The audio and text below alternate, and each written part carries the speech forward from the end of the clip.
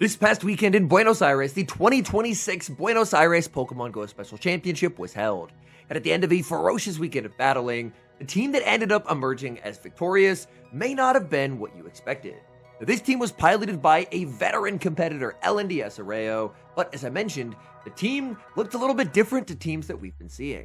While it did feature a few meta staples like Shadow Marowak, Credilli, and Galarian Moltres, the choices of Charjabug, Jellicent, and Steelix are a lot less common. Normally, regionals in Central and Southern America do not have streams, so unfortunately, we don't get to see the games as they occur. But this time around, we got very lucky. There was a community-run stream that showed the winners finals, losers finals, and grand finals. So today, we get to showcase LNDsAureo's incredible run to seize the championship. We're going to start with the losers finals, which is LNDsAureo against the Big Meb. The Big Meb's team consists of Florges, Galarian Corsola, Corviknight, Furret, Empoleon, and Unova Stunfisk. The leads are set for game number 1, and it's a pretty disastrous lead for LNDsAureo, leading Charjabug into the Stunfisk. The safe switch of Credilli is going to be answered with a Metal Sound Empoleon, and this battle is off to a pretty terrible start for Aureo. Aureo is going to be taking some pretty significant damage from the Hydro Cannon. Hydro Cannon is going to connect, and Aureo will get to return fire with the Grass Knot. Unfortunately, Grass Knot does not come remotely close to taking a knockout, and Empoleon will always be able to exit this matchup with residual energy. Empoleon is going to overfarm perfectly, playing to the Charge Attack priority tie, and denying Aureo an ability to even gain a shield advantage out of this matchup. Aureo is going to get a farm down with Charjabug, but if 2 Volt Switches do not take the knockout, Empoleon's getting a move, and look at the Empoleon, 1 HP remaining, able to make a last-second Hydro Cannon, and everything is going wrong for Aureo in game number 1. Aureo's going to be sending the Marowak into the Stunfisk. In the back is Furret for the Big Meb, and so far, Aureo has just been perfectly hard countered. He led Charjabug into the Stunfisk, Credilli was answered with the Empoleon, and now Furret has a great matchup into the Mud Slappers. The question is, as the Furret, do you decide to go for Trailblaze to boost up your damage, or go for the cheaper Swift because the Marowak is already pretty low? Meb is going to go for the Swift. Aureo will try and go for the Bone Club, but another Swift is already locked and loaded on this Furret. This Furret's energy is a problem. Marowak now going to go for the Bone Club. Bone Club will inflict some pretty significant damage onto this Furret, so Furret will probably have to look to put up a shield. Furret is going to put up the shield. Marowak continues to farm, and a beautiful snipe from Aureo. Aureo firing off the X-Scissor, hoping it's going to be enough to take the knockout. It does! Down goes Furret, and back in comes the Stunfisk. Stunfisk will be able to hit for neutral damage with Mud Bomb. The question is, can Charjabug survive the Mud Bomb? Because as much X-Scissor damage as the Charjabug can get would be very, very helpful. Stunfisk will fire off the Mud Bomb. Charjabug really wants to hang on here. Mud Bomb is going to land. Charjabug hangs on, but gets Thundershock down after. Back in comes the Marowak. Marowak so close to the Bone Club. Marowak just has to survive this Mud Bomb. Mud Bomb from the Stunfisk is going to land. Marowak hangs on, throwing 1 Mud Slap and the Bone Club. Is this going to be enough? This is super effective damage, but Stunfisk is very bulky. Bone Club lands, taking down the Stunfisk, and LNDsAureo overcomes the hard counter to take the Game 1 win. Both battlers lock in for game number 2, and it's going to be a very neutral lead, Credilli into Galarian Corsola. Credilli is able to win the 0 Protect Shield scenario by virtue of being able to consistently outpace the Corsola and debuff it enough that after all the Astonishes and 2 Nightshades, the Credilli will not get KO'd. Credilli will fire off an early Rock Tomb. Corsola not going to preserve this energy, instead going to look to stay in this matchup and play it out and fire off the -1 Nightshade. The Nightshade is going to connect. Corsola will be able to throw its charge attack as soon as it gets it and outpace this Corsola. Corsola now going to be at -2. Is Meb content to play out the lead matchup, or will we see the switch? No switch comes out from Meb. Meb going to overfarm quite a bit of energy and go for the Nightshade at -2. This is not going to be enough to take the knockout, so Credilli will be able to win switch advantage unless Corsola puts up the shield. Credilli will go for a 3rd Rock Tomb. If Meb hasn't invested in this lead matchup, Meb is highly likely just to let this go and go for farm. And he's going to do just that as out comes Furret. And Furret is a problem for this backline. The Marowak does not want to see the Furret, so it's going to be the Steelix hitting the field. but Steelix is behind on energy, and this is going to allow Furret to ramp up its attack with Trailblaze. Trailblaze no shielded by the Steelix, but suddenly these sucker punches look absolutely terrifying. Aureo farms up to the Earthquake, and he's full sending, hoping Meb will try and call the Psychic Fangs bait, but Meb sniffs it out, puts up the shield, and this Furret is going to be an absolutely massive problem. Very nice overfarm from the Furret, firing off the charge attack right before the Psychic Fangs is reached. It is going to be another Trailblaze, and now this Furret is at +2. In comes the Marowak. Marowak is so far behind. Furret already at a +2 Swift. This is going to be guaranteeing the shield. What does Meb have in the back? Aureo really needs it to be the Stunfisk. Furret makes yet another charge attack, and Furret is just running away with this game. The shield comes up from the Marowak in the back. Oh, that is not what Aureo was hoping to see. Aureo was hoping to see Stunfisk, but that's not a Stunfisk, that is a Florges. Florges will be able to hit for super effective damage with Trailblaze and Chilling Water. Florges will get to fire off the charge attack, and the Marowak has just taken too much damage from these boosted sucker punches. Trailblaze will take the knockout, and the big Meb evens it up as we move into game number 3. The leads are set, and it's going to be Jellicent into Florges. This is a Pokemon that Aureo has not yet brought to this matchup, but the Florges is a familiar face. We know from the previous matchup, this Florges does have Trailblaze. Trailblaze will be hitting for super effective damage. Jellicent, instant no shield, as the first Trailblaze is not typically the one you want to shield. A very nice catch attempt from the big Meb, but Jellicent ended up going for the Surf, so Surf will still do some pretty nice damage to the Furret. Out comes Galarian Moltres, and Galarian Moltres is just an absolute nightmare for Furret to get off the field. Furret can go for the Swift, but it does basically nothing to the Moltres. This Moltres is opting for the Fly and Brave Bird moveset. We have seen some Moltres go for Payback over Brave Bird, but this Moltres is going for the Mono Flying moveset. Another Swift comes out from the Furret. That's going to be getting the Moltres low, but look at this. Moltres gets the farm down, exiting with 100 energy, and having a Brave Bird plus a Fly loaded. The question is, can Moltres survive a single fast move? In comes Corviknight, and Moltres can definitely survive a Sand Attack. A Fairy Wind would have been a lot less clear, but now Moltres is going to save the Brave Bird, pivot into the Jellicent, and the opponent sends back in the Florges as Jellicent goes for the Shadow Ball. Shadow Ball will inflict some pretty massive damage. The no shield from Florges. Florges gets punished for trying to call the bait, and now Aureo is very far ahead. Aureo is only going to have to deal with the Corviknight in the back, and you know what absolutely destroys Corviknight? It is Credilli. Credilli just has a commanding matchup into Corviknight. This Corviknight is not on Ironhead. We did see its Axon have a pretty good run in Las Vegas with an Air Cutter Ironhead Corviknight, but this Corviknight has opted for Payback. And since it is running Payback, that means it is just hopeless in this matchup. There's nothing that Corviknight will be able to do to take home the win. Corviknight already at -1, going for the Payback. Payback lands, so it's able to land the nuke, but it still just does not move the needle. Credilli so far ahead, fires off another Rock Tomb, and at this point, the Credilli will very comfortably be able to make it to a third Rock Tomb, and if the Rock Tomb lands, then it's just a one game, and if the opponent decides to shield, then it's an easy combo with the Brave Bird that's on the Galarian Moltres.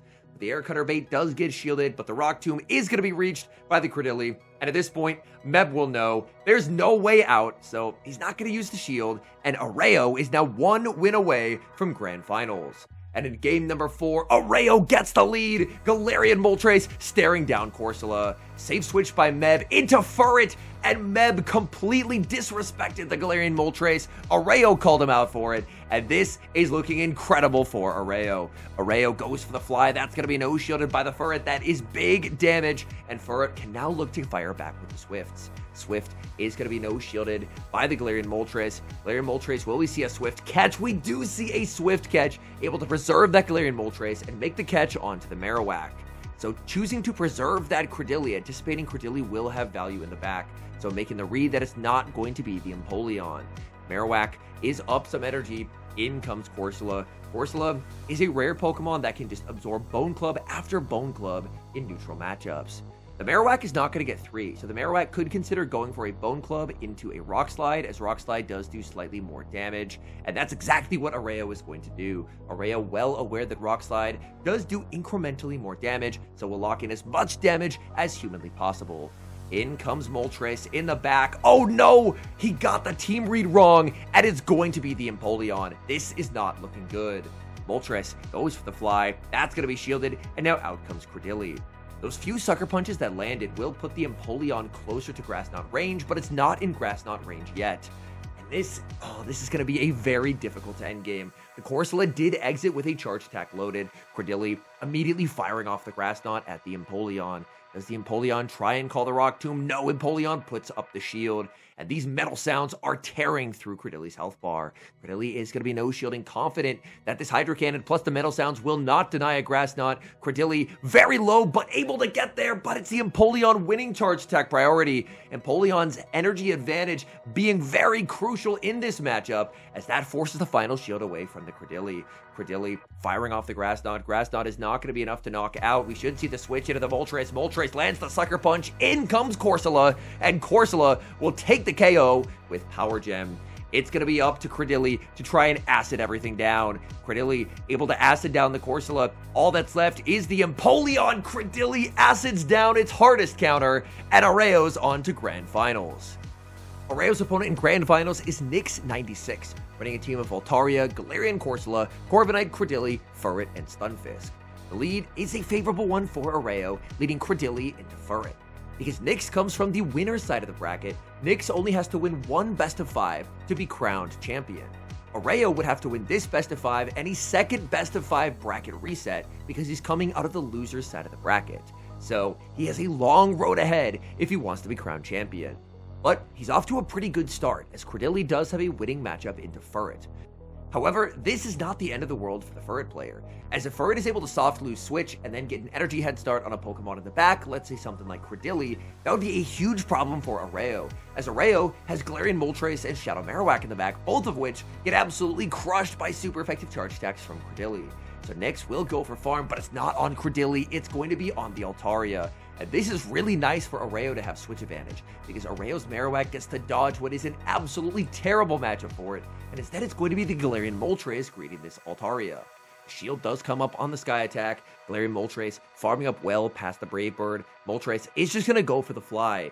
Trying to land the Brave Bird is just too risky, because Moltres needs to be able to secure a knockout, and it's highly likely that Altaria will look to put up a shield.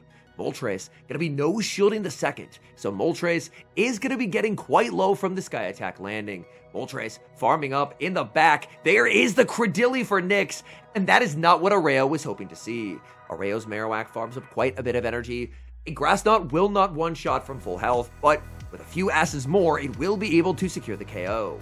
Marowak very close to the back-to-back Bone Clubs. Aureo, he has quite a bit of health in the Marowak, but once the Grass Knot lands, things could get very, very tricky. Marowak is going to make it to another Bone Club. Now Nyx has to decide, does the Protect Shield get used here or on the Altaria? It's going to be used on the Credilli. Credilli getting itself incredibly low. Credilli will be able to take the knockout with Grass Knot, but because Credilli let itself get so low, now I don't think it's going to make a Rock Tomb into the Moltres. In comes Altaria, immediately answered with the Brave Bird, and this is going to be good night, Altaria. All that's left is the very low health Credilli. Credilli just doesn't have the HP, it cannot survive the Sucker Punches, and that's going to be a Game 1 win for Aureo. Once that Credilli was revealed, it looked very, very scary. The opponent tried to overfarm as much energy as possible to hopefully make a move, but they could not survive the 2 Sucker Punches. They fainted with the Rock Tomb, and Aureo is able to get the win.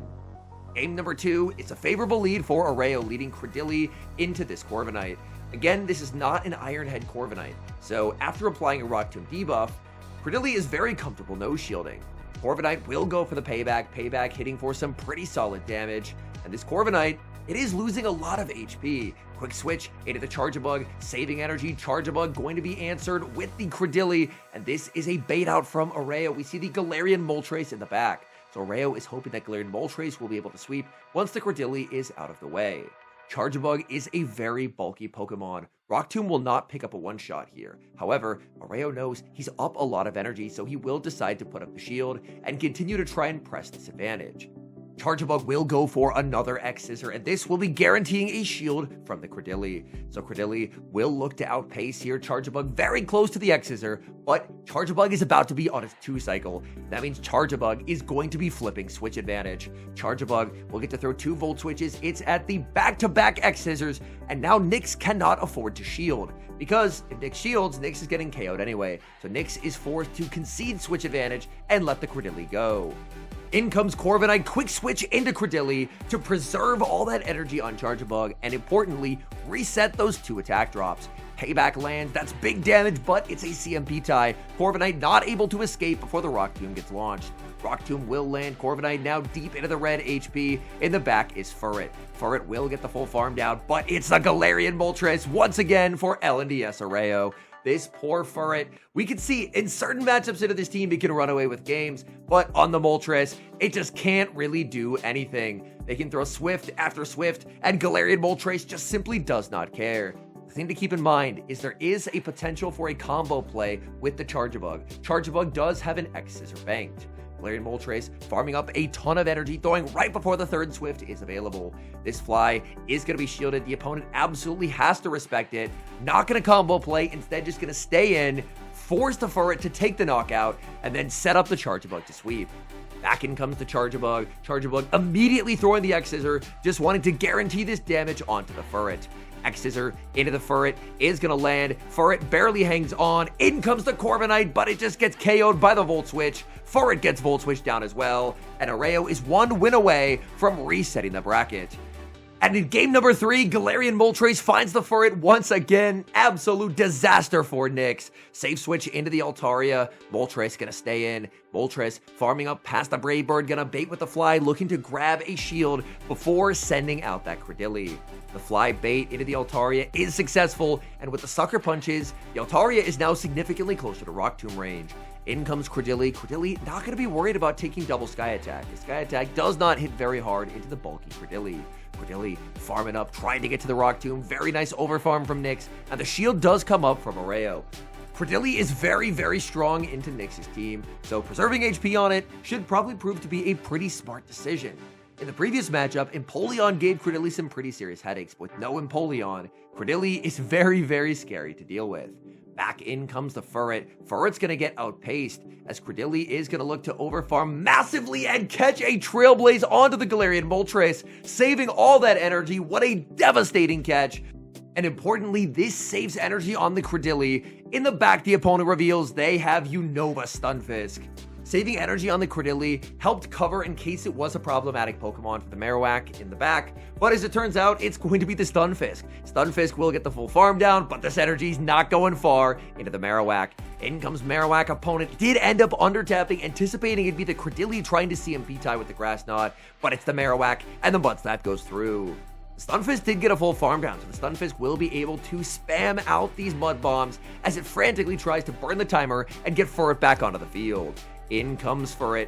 Furret going to be met with the Bone Club. It looks like Marowak will get farmed down before a second Bone Club will be reached, but it's going to be very, very close. The Bone Club is going to be shielded. Marowak throws a Mud Slap, and there is the combo play. In comes Credilli. Grass Knot does do more damage, so that's why Aureo is throwing it here.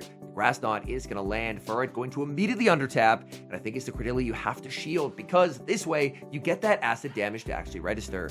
Furret goes for the Trailblaze, hoping to try and farm down, but it's actually Credilli that gets the farm down, exiting with the Grass Knot loaded, and LNDsAureo is going to reset the bracket 3-0, a clean sweep, and that's going to be one final best of 5 to determine the championship. Hopping into game number 1, and this is a familiar photo. Galarian Moltres into the Furret, and the Furret is staying on the field. Furret not switching out means that Nyx has to have something in the back that is very weak as well. Could it be that Galarian Corsola? The Swift is going to land. Moltres farming up a ton of energy. Moltres has gone for the Fly in this position before, but now a change in strategy. Full send of the Brave Bird trying to call out a no shield, but Furret is going to put up the shield, and in comes Credilli. Credilli, again, just so incredibly safe in this matchup. Furret will get to ramp up its attack with the Trailblaze, but Credilli can immediately slow its roll with a Rock Tomb. And there it is, the reason Nyx couldn't switch out, it's Corsola in the back. Corsola to be immediately debuffed before it can even fire off a charge attack, but the important thing to watch for Aureo is the desync in switch timers. As Corsola fires off its energy, will Aureo's clock be up? It's going to be very, very close. The Nightshade is going to land. Aureo, the clock wasn't up for about 5 more seconds, so Aureo is going to be firing off the Rock Tomb instead. Rock Tomb is going to land. Switch timer's up. In comes the Moltres. Moltres looking for the farm down. And they do make a charge attack. But importantly, this is only a Nightshade. It's not enough energy for a power gem. And a double debuff Nightshade, that's not going to do much of anything. In comes Credilli for Nyx. And Moltres gets to the back-to-back flies. Can Moltres survive the acid that snuck to get the second charge attack? It's going to be very close. Galarian Moltres does hang on. Not going to get the Brave Bird, but Fly is still very valuable damage. So Moltres will go for the Fly. Fly is going to connect, and that's just so much health lost from Nyx. In comes the Marowak. Marowak 1 Mud Slap and immediately greeted with a charge attack. It's too risky to try and call a Rock Tomb at this point. The shield goes up, and that proves to be a very wise decision, as Credilli was not going for the bait. And we see a devastating catch. Aureo catching onto his own Credilli, preserving his Marowak with the shield intact. There's an undercharge from Nyx. Nyx going to be pivoting out into the Furret. Furret getting a small energy head start, but the Marowak is so close to a charge attack. Marowak gets to the Rock Slide. It will do slightly more damage, desperately trying to get this knockout, because if Furret gets KO'd, which it does, it's game over. And now Aureo will just get to Mud Slap down this entire team.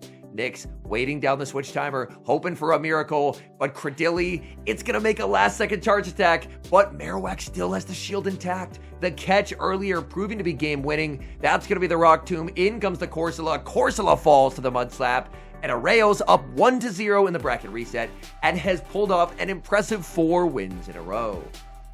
The Furret lead once again from Nyx, tripling down, and it finally gets to avoid that Galarian Moltres. But it's going to be leading into Charjabug. Charjabug is a very neutral matchup, as Furret will be able to spam out the Swifts, whereas the Charjabug is going to be returning fire with the X-Scissors. First Swift is going to connect, but now Charjabug gets the farm up to the back-to-back X-Scissors, and Nyx will be forced to make the first shielded decision of the match. X-Scissor number 1 is going to be no shielded, immediately followed by an undertap of X-Scissor number 2. Does Nyx want to make a play for switch advantage? Furret thinks about it, puts up the shield, but can Nyx get a farm down? It's going to be very close. Charjabug trying to get to the X-Scissor, but it does not get there, and that is a big swing of momentum for Nyx. Nyx aggressively pivots into the Altaria the moment that Credilli is revealed, and Credilli is very happy about this turn of events. However, the worrisome thing is the Furret was able to preserve itself, and Furret will be a very big problem for the Jellicent later on. Instant no shield from Credilli as Altaria goes for the Sky Attack, and a switch out will need to happen. Jellicent needs to get a big energy head start because the Credilli has to be preserved, because the Credilli or a Surf from this Jellicent are the only ways that Furret is ever getting knocked out. The Sky Attack is going to be no shielded. It would do less damage than a potential Trailblaze. Jellicent farms up to the back-to-back Surfs. Surf is resisted, but the Altaria has simply taken too much damage. It will not be surviving. So the Surf will take the KO, and now will Nyx look to send back in the Furret? Yes, Furret is going to play to the CMP tie, winning CMP over the Jellicent. Jellicent still has 2 Protect Shields to hide behind, and will use the first here. This Surf will easily KO the Furret unless Nyx puts up the final shield. The Surf is going to land. That does take the knockout, and in the back is Credilli. Credilli farming up quite a bit of energy, and it's going to be Jellicent striking first with the Surf. Surf will do quite a lot of damage. Credilli is going to be putting up the shield. There is still, of course, a pretty healthy Credilli for Aureo in the back. Aureo is going to get outpaced. Aureo desperately trying to make it to the Surf, but not quite able to get there. Aureo shields up the Grass Knot, now going to get the Shadow Ball, and this is very valuable damage. A Shadow Ball should put it in range of a Grass Knot. The Shadow Ball is going to land.